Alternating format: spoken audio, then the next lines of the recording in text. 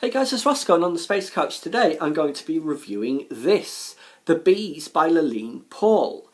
Now, this is set in a beehive colony, and it's based around the main character, Flora 717. Now, she's born as a sanitation bee, the lowest of all the castes in the hive, and she's considered ugly, large, uncouth, hairy, all of that. Unlike other types of bees, such as those of the sage or the teasel clan, and all of the bees are actually named after different flowers. Now, most of the sani bees, like Flora, can't actually speak, but she can. So she's noticed by one of the sage priestesses, which is not something you ever really want to happen, trust me. And she's given duties in the nursery. Because she's able to produce what is known as flow, which is actually royal jelly, although it must never be called that, must only ever be called flow, she feeds the grubs, the newborn, newly hatched, I guess, bees, before they're sealed up for their holy time, when they will emerge fully developed. Right, however, all is not well in the hive.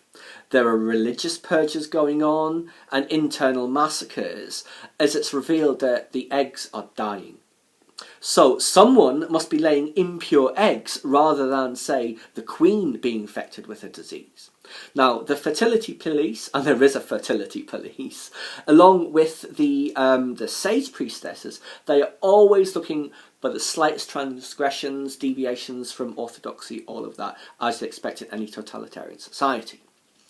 Right, during a wasp attack, however, on the colony, Flora, this lowly sanitation bee, who's also able to produce royal jelly, is able to take control of the hive mind and direct her sister bees into beating their wings very fast, which heats up the air and cooks the wasp. It's really interesting how it's done. As a result, she's taken to meet the queen, and she's also asked to become the caretaker of the ancient stories of the history of the bees. However, there's 6 of them, depicting various stages of bee culture, bee history, the role of bees and of each bee in it, but too overwhelming. The ladies in waiting find her unconscious, and because obviously they don't like some commoner near their darling queen, they send her away. Back to doing sanitation, it's all she's good for, like the rest of her kind, I suppose. Right, she does, however, manage to become a forager, rather than just going back to sanitation. So she's able to fly away from the hive to find nectar and pollen and flowers, and bring it back to the hive. It's how they feed themselves, obviously, and there's many of them. Tough job, obviously. Various adventures. She gets trapped in a warehouse. Other wasps try and get her, all that sort of thing. Really, really interesting how it's done. Now, as winter starts to approach, things start to change.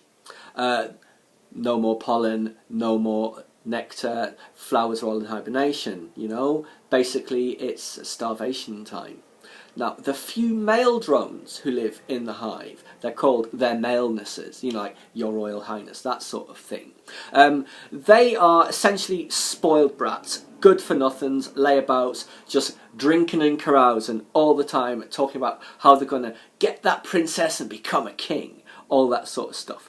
They contribute nothing to the hive, so they're massacred to save supplies, except for one of them, Sir Lyndon, who has had a couple of run-ins with Flora in the past, and he has to pretend to be a female sanitation bee to survive. Yeah, it's great, really enjoyed it.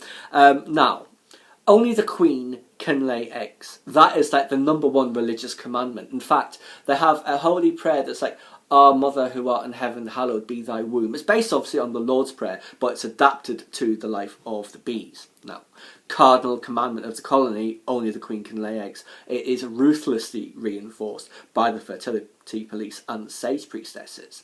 However, Flora has already laid a couple of eggs by that point, completely unexpectedly, and it was totally, it was fantastic, So, how do you hide these eggs? Where do you put them? You put them in the nursery, along with all of the others. Obviously, she worked in the nursery, she can find a way in. So, unfortunately, both of those eggs, they don't make it. One of them is killed by the fertility police. The other dies during an attack on the hive. It drowns in honey, sadly. But that attack is actually a human removing the roof and taking the honeycombs out, you know, for their own use. It's very interesting, the different perspectives on things, I suppose.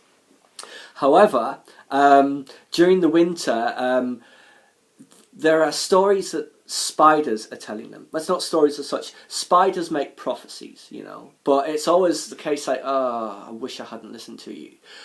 They will answer one question in exchange for one bee's life for them to eat.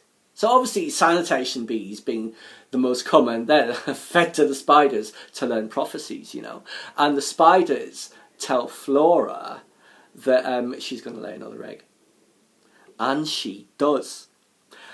It is basically during winter. The hive is trying to survive in this big hibernation cluster. They're all linked together with the queen at the centre, trying to keep warm. It's found, however, that the queen is the bearer of that sickness that has been killing the eggs and spreading disease throughout the colony. Just as the winter's ending, basically. And guess what happens to the queen if she's diseased? Her reign comes to an end. The queen is dead, long live the new queen. However, about that new queen, where did they come from? Only the sage priestesses, are allowed to produce a princess bee that, if it mates, becomes a queen. Now, this causes a lot of tension amongst the higher castes of the colony, as particularly with the Teasel clan. Obviously, they disagree that why should only the sages be the ones to produce a princess? We can do it too. And the Teasels are the ones who are in charge of the various nurseries, in fact. So, there's a power struggle. The sages say the princess will appear in 3 days. Everyone's happy. Oh, we'll have a new queen once she's had her wedding mating flight. She doesn't appear. Another day goes by, she still doesn't appear. When she does finally appear, and obviously by this time there's a lot of discord and heresy going on, the Teasels have also bred their own princess. It turns out it's something like the type of bee you are depends on how much flow you receive as a growth. It's like, say, 3 days for like a worker bee like Flora.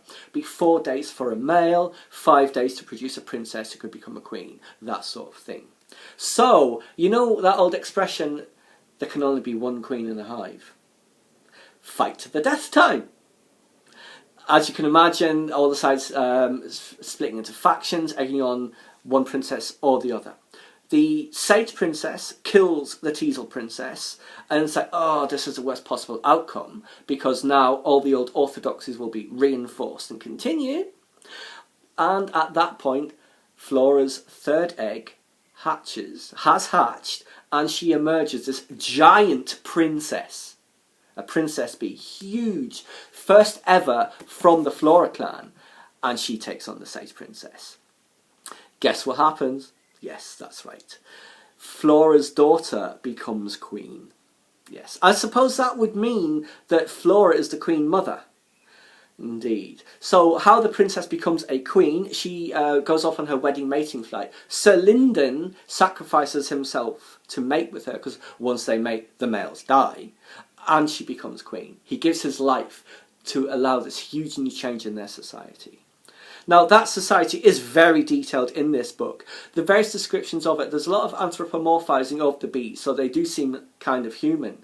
But essentially, it's a high-tech culture, very much so. DNA coding in the floors guides you on your path. Scent gates will allow or deny entry to various levels of the hive. All that sort of thing. Very interesting, highly detailed. Thoroughly enjoyed all of that. It's a very believable society. Even if they would actually all be really crammed in on top of each other like it would be in a real hive, it makes it sound much more cathedral-like, some beautiful city, basically. I do hope it's the start of a series, although I'm not sure if it was. The ending of the book, it could have been like a final ending of that story, or it also could have started a new chapter, I suppose. We'll see. I'd definitely be very interested in reading more about this world. Now, what this book reminds me of more than any others is this. Watership Down by Richard Adams. That, by the way, was the very first book I ever owned, and it is my most treasured possession. I think I got that was like 7 or 8 in a jumble sale. If you've ever read Watership Down, then The Bees is very much similar to that style.